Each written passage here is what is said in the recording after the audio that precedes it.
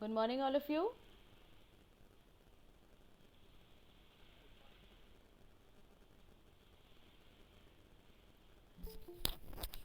Yes, class. Good morning. Good morning, ma'am. Good morning, ma'am. Good morning, ma'am. Okay. And keep responding. All right. Uh, all right. So we will continue with our chapter attempts to civilize and educate the native. And we have done the introduction and we have studied about the Orientalists and the Anglicists. Okay. Who will tell me who were the Orientalists?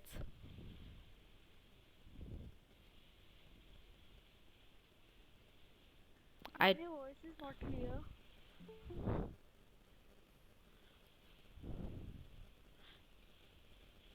Yes, class 8. Who were the Orientalists?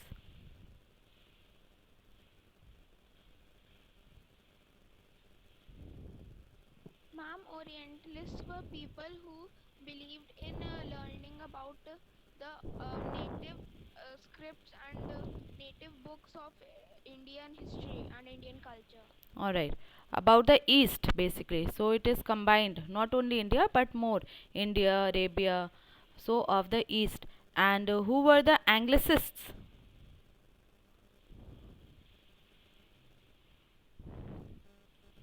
Who are against Orientalists? And they stood for what? Promotion of?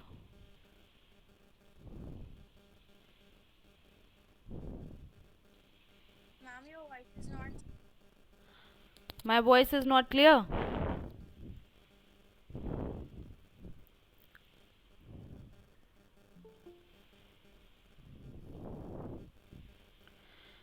Yes, class 8. The Anglicist. They stood for the promotion of which language? Which language? Which education? English.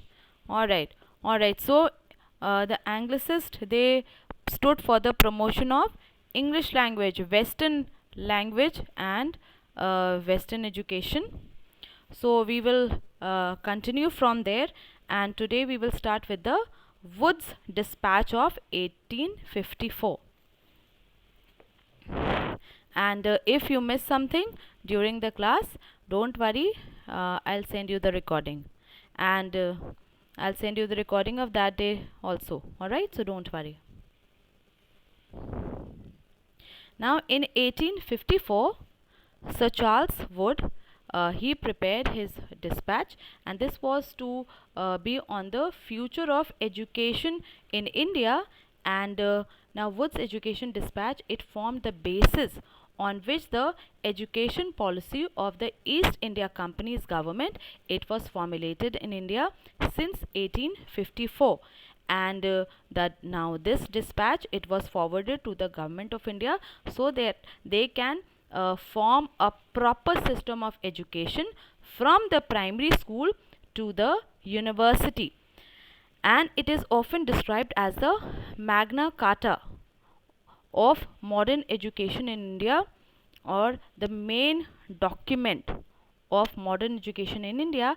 And the dispatch is said to be one of the wisest state papers which had been prepared by the British officials.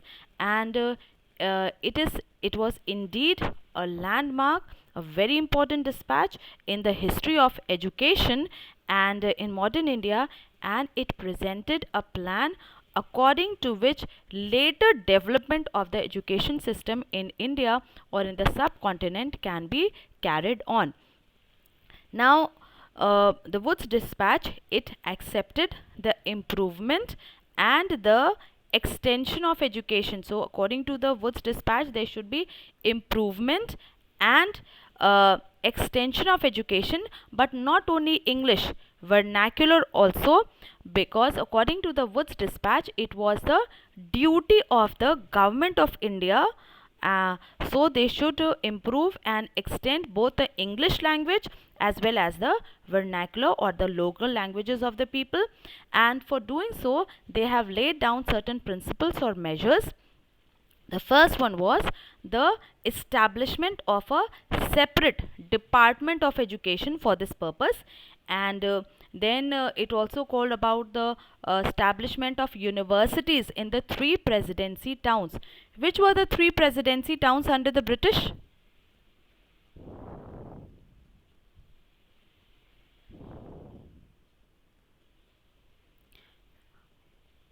We did that in the second chapter in history, first term. What were the three presidency towns? Class 8, hurry up.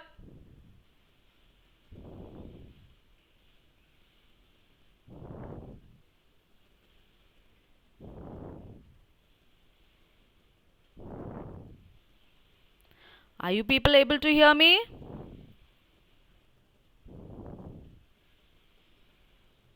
No, ma'am. What about the Your rest? voice is not clear. What about the rest? Anyone else? Is Ashita there?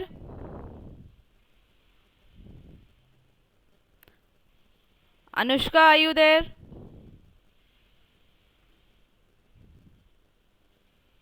Yes, ma'am. हाँ बेटा. Calcutta, Calcutta. Ma'am, your voice is lagging. Calcutta.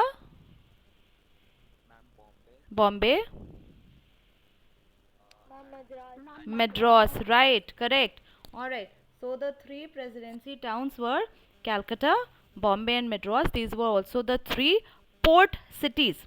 And so the Woods Dispatch, it said that three universities should be founded in these three presidency towns, and then they also it also said that there should be training institutions for teachers to teach in all types of schools, and so there should be separate training centers for the teachers also.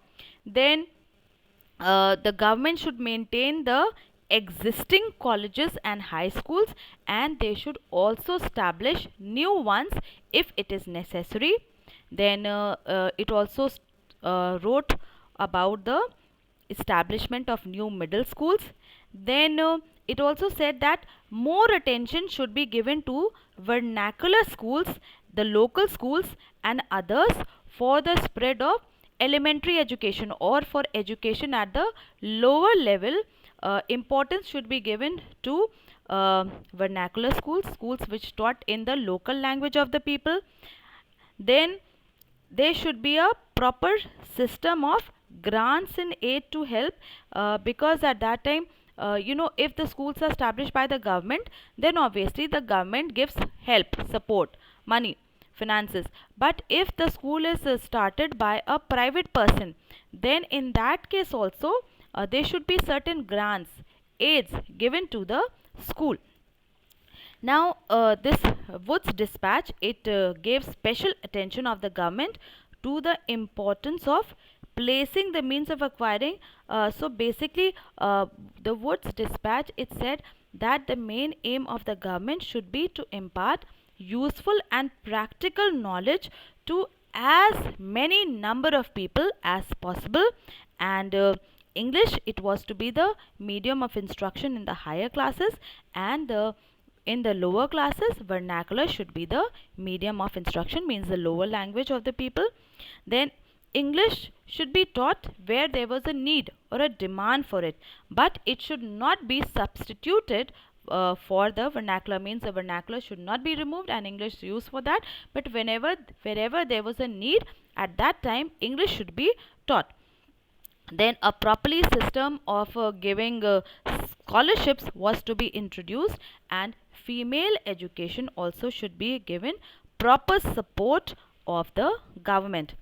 And after the Woods Dispatch in 1854, Education Department was set up, and in 1857 universities were set up in Calcutta, Bombay, and Madras. So that was the Woods Dispatch. Uh, Now we move on to education in pre-British India. Now Woods Dispatch and all that we have studied till now in this chapter, it was what happened to our education system under the British rule. But before the Britishers came to India, at that time also education was being imparted in India. Now how was that? So we'll study now. Now, have you ever wondered that how students or children were taught in pre-British times, and then if there were no schools at that time, then what happened? And if there were schools means, and if there were schools before the Britishers came to India, so what happened to those schools? So we'll have a look here. Now, the information about the indigenous education means the education which was provided indigenously or locally to the people here. Now, the information that is provided today or available today to us is that it belongs to the 1820s and the 1830s period, means whatever education we have more about the 1820s and the 1830s, and after that, but not much before that. And so it is significant to emphasize that indigenous education.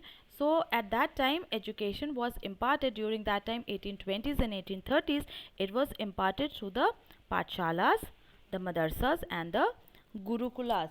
And pathshalas, madarsas. What was the gurukul system? Anyone here knows what was the gurukul system of education?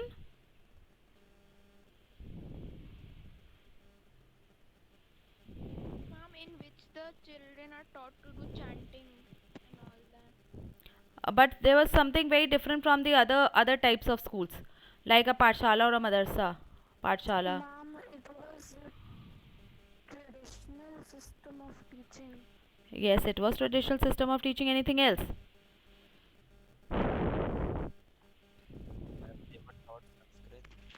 Okay, yes, they were taught Sanskrit, but there was something very special about And they Gurukul. have to leave their home and Right. ask for Huh. bhiksha. They have to leave their homes and they have to stay with the guru at his ashram. All right. So the students, it was not like each day they'll be back to their homes and then again to the school, but at a gurukul, the students, they left their homes and lived with the guru at his ashram, and there they were imparted education by the guru. Okay, so during the 1820s and 1830s, education was imparted through pathshalas, madarsas, and gurukuls. And these three institutions, they were the source of traditional knowledge in the India at that time, and it played a very important role in Indian education. Now, the most well known and decisive point which emerged from the so a very important point, it emerged from the educational surveys which were conducted by William Adam, and he found out through his observations, through his surveys later on during the British period, that there existed about 1 lakh village schools in Bengal and Bihar around the 1830s. So a large number of schools they existed, and men like Thomas Munro, they observed that, they also said that every village at that time they used to had a school, and though the number of schools was 1 lakh, but the total number of children being taught in these pathshalas, it was more than 20 lakh. And these institutions, they were started or set up by wealthy people, and at many times they were also started by a guru at his ashram. Now, how was the system of education at that time, means pre-British India or pre-colonial time?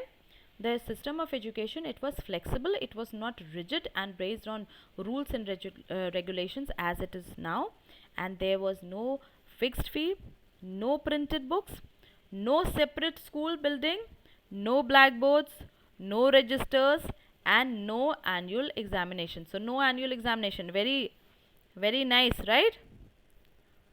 Students, what do you think?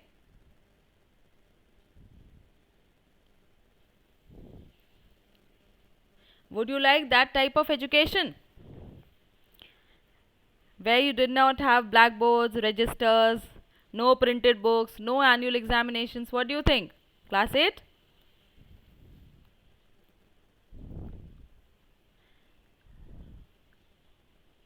Yes, class? Why no response?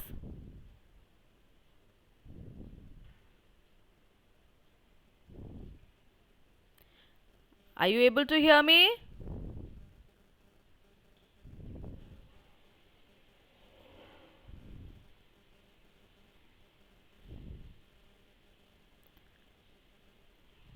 Yes, Anushka?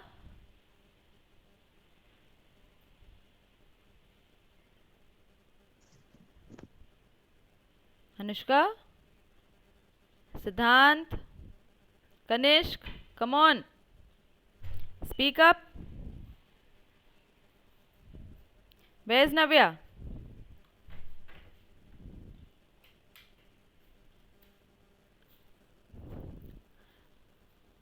Navya, are you able to hear me?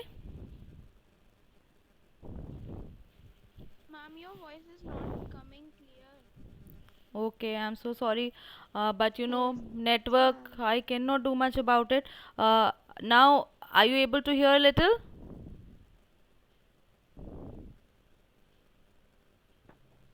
Yes, ma'am. Okay, tell me, would you like that? No, no annual examination, no textbooks? No, ma'am. No. Okay. All right. And so, you know, in some places, No, ma'am. okay, at that time, what happened? Classes were held under a banyan tree.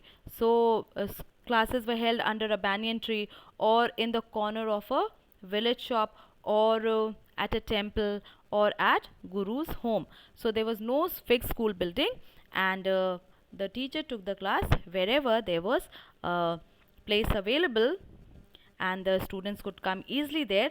Then the fee was not fixed and it depended on the income of the parents. So the rich they paid more than the poor. Teaching was oral and the guru decided what to teach according to the needs of the students. So there was no rigid fixed syllabus and the teacher taught according to the needs of the students. Then the students were not made to sit in separate classes. Instead, all the students they sat together in one place, and the guru he interacted with them separately. And so, with different level of students, he reacted differently and with different levels of learning. Now, Adam he thought that this system of education it was suited to the local needs of the people. For examples, during harvest time when the children they help the parents in the fields, then no classes were held during that time, and the pathshala they once again started classes when the crops had been cut and stored. So it means that the students or the children of the farmers they could also study in the schools. But under the British rule, you know, we have a new system of education, new system, new methods. So up to the mid 19th century, the company they were concerned only with the higher education and not the lower education, and so therefore it allowed the local pathshalas to function, and they did not interfere much in the local level education till the mid 19th century. But after the Woods Dispatch of 1854, the company decided to improve the system of vernacular education also, and they thought that this could be done by imparting proper routine and establishing proper rules, and also that there should be proper and regular inspection of the schools. Now, how was it done? So they appointed a number of government officials or a number of government pundits, and these pundits or officials were to be given charge that they have to look about 4 or 5 schools, and so they had to visit the pathshalas and try to improve the system of education there or the standard of teaching there. Then each guru he had to submit a proper periodic report and take classes according to the timetable. Then according to the new system, the students they were to be taught based on textbook, and learning was to be tested through a system of annual examinations. Then the students they were also asked to pay regular fee, attend classes, sit on the benches and discipline themselves. Now the pathshalas which accepted this new system of education, they were given help, money, aid by the government, and those who were unwilling to start or to impart education according to the new system, they were not given any help, support or money by the British government. Now this new rules and regulations they had other implications also, And earlier the timetable, the system of education was flexible, and so the children from the farmer families, now they were also able to attend the classes. And but now the new system, according to the new system, they were to be proper regular attendance. And so children of the poor families who had to work in the fields during the harvest time, now they were unable to attend the school. And but the inability of the students to attend the classes, it came to be viewed as indiscipline by the Britishers. So I think we should stop here, or should we continue? I think we have 5 more minutes. 5 more minutes, so we can continue with one more topic. Have you understood everything till here? Yes, ma'am. Okay, so we'll continue with one more topic. Spread of education.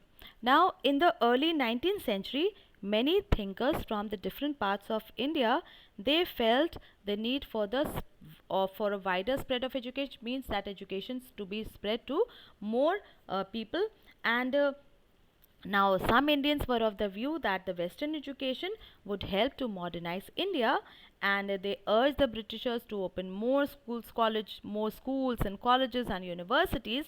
But there were many who reacted against this Western education, and two such individuals were Rabindranath Tagore and Mahatma Gandhi.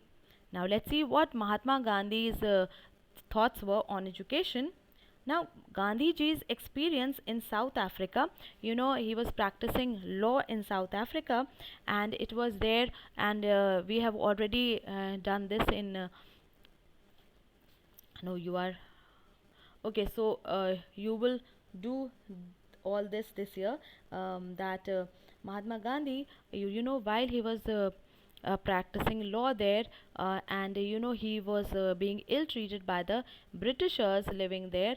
And in South Africa, the system of apartheid was followed, in which it was a system of discrimination, which was used by the blacks, by the whites on the blacks. So the whites there, the colonial masters, they ill treated the local people of South Africa, and they also ill treated the Indians living there, called them coloreds, and so on. So while Gandhiji's experience in South Africa, it changed his outlook on the politics, but it also helped him to understand that education played a very important role in the struggle for independence.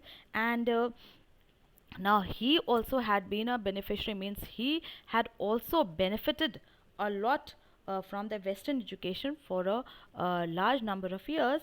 And while he was in South Africa, he tried to to persuade the Indians also to take advantage of the Western education. But now this was earlier, in his 20s, you can say that. Or but when he was in his mid 30s, then he became opposed to the English education, and means so much so he became against the English education, that he could write about the rottenness of this education. Means he thought that the English education, it was all rotten, and that to give millions a knowledge of English is to enslave them. And he thought that by imparting the English education to people, we were enslaving them, means we were making slaves of them, and that by receiving the English education, we have enslaved the nation. And he was of the view that by giving English education to the Indians, the whole nation had been made slave by the English. And he was angry that he had to speak about independence in a language which was not native, means which was not Indian.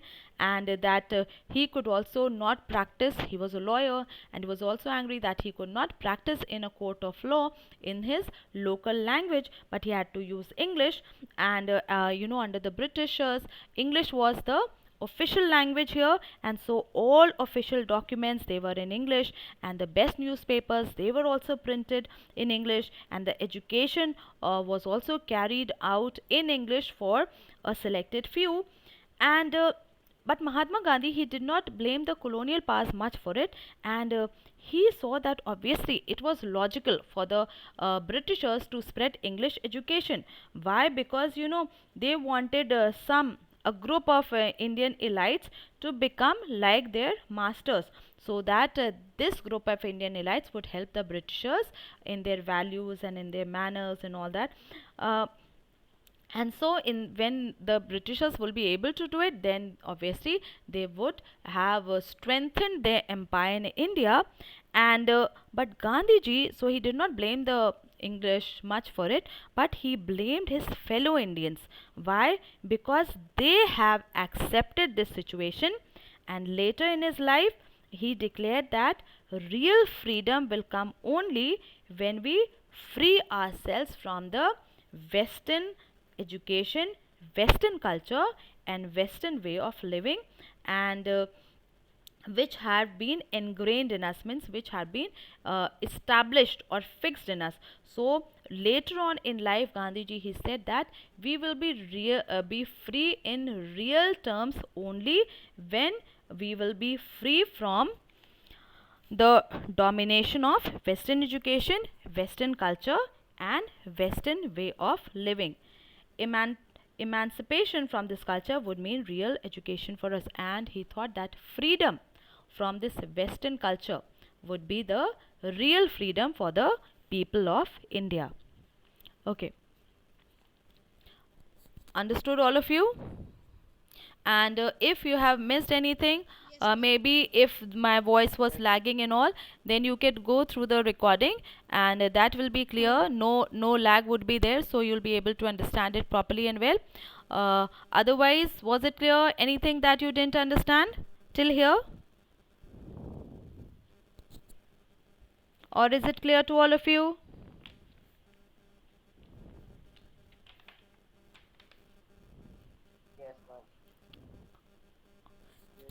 Okay, all right.